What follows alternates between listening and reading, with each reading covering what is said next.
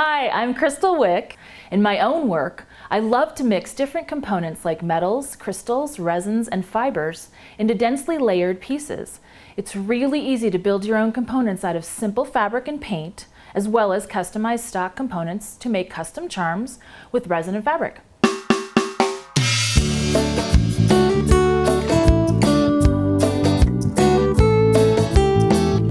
Now I'm going to show you one of possibly my most favorite technique. But then I also want to show you a tour of my little studio here of all the other types of bezels that I have made with resin using different materials and components.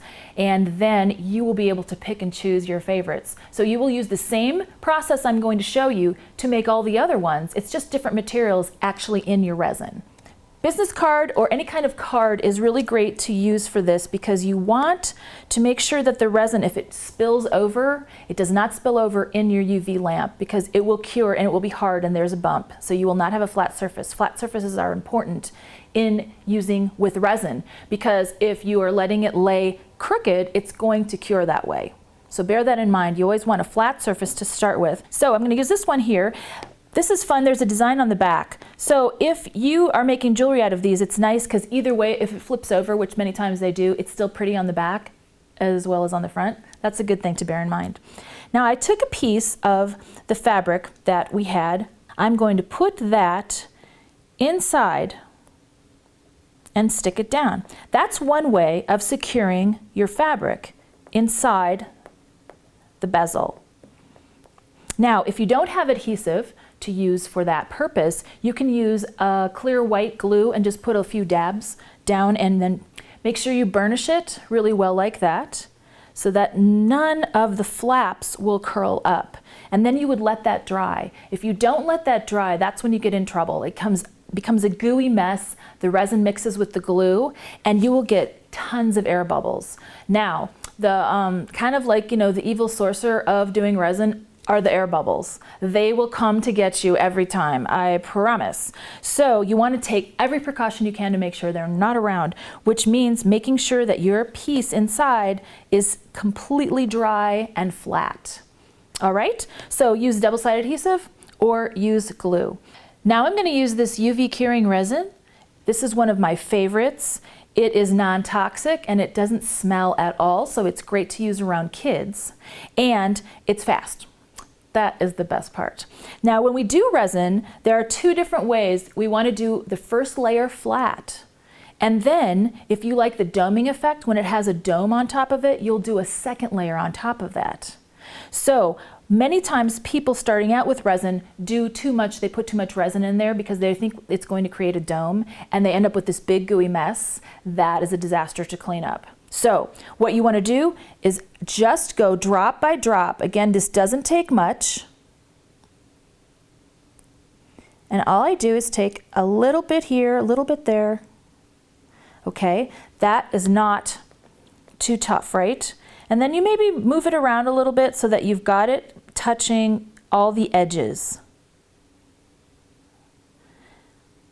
And that is important because, again, this resin is clear, so it's kind of tough to see to make sure that you've got it touching all the edges. The other thing, if you want to be sure about this, is it is self-leveling. So you could put this piece off to the side while you're making another one and another one and another one, and it will self-level and be completely level by the time you bring it over to your lamp.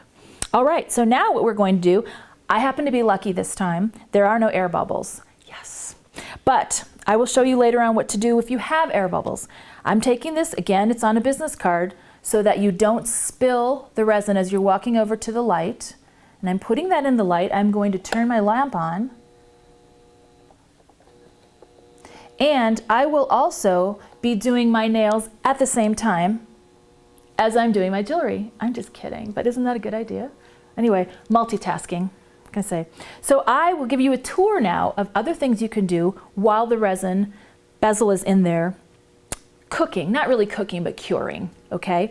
So some of the other things that you can do with these, oh my goodness, we'll start over here. These are metal sheets. So these are pieces of metal that have been patinaed and have textures on them, and some have printing on them. They are fabulous. They're different on both sides, so sometimes you can use one side or the other. This is what it looks like when you use the metal piece in the resin. Again, we're doing the same process. The part that is inside, believe it or not, is metal. It's not fabric, it's metal. So I also have this piece over here. Here's a piece of metal I cut out and I put inside a frame. I did not put resin on top of it. So use the same process, only take away the resin, and that's what it looks like. You have some texture. So that's really interesting too.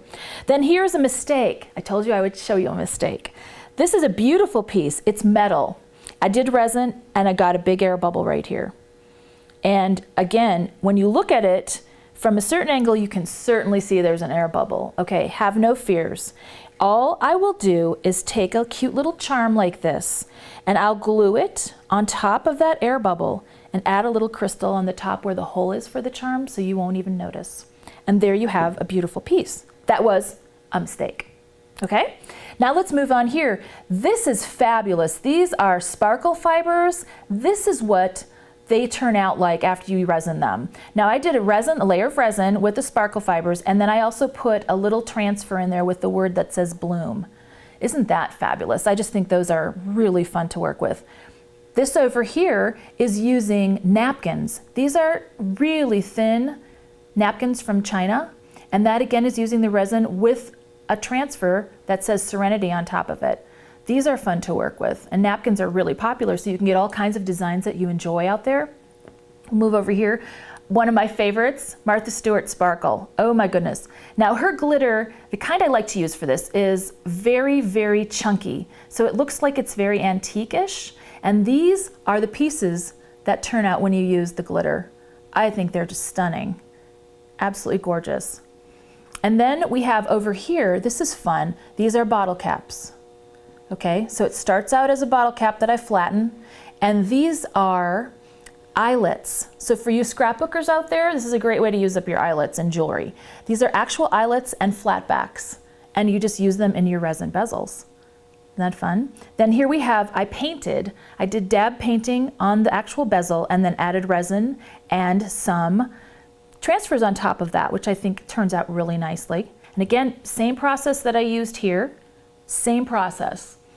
It's just a different color fabric. Those are lots of different things that you can do with your bezels. Okay, let's check and see if our resin is finished. I'll take it out here, and it is.